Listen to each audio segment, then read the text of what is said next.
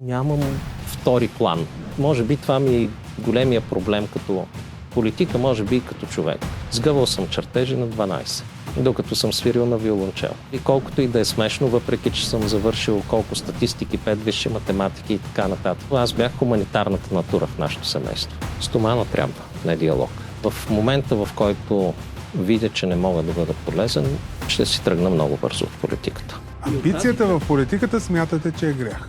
Аз смятам, че е катастрофа. Кои са най-големите лъжи, които се разпространяват за вас? Първата, която 22 година беше платена доста обилно в жълтата преса, е, че съм гей. Аз не съм. Българското население го вярва, защото го облъчваха няколко години с това. Омаскаряването е по-малката част от проблема. По-голямата част от проблема са заплахите. Коя е била най-сериозната заплаха, отправена срещу вас? Че никога повече няма да видя родителите си. Ние им спряхме парите за крадене. А това с Пеевски какво беше? По сметка или по любов? Нищо. Ние и ГЕРБ имахме над 121 депутати. Коя е най-голямата политическа грешка до тук, която допуснахте?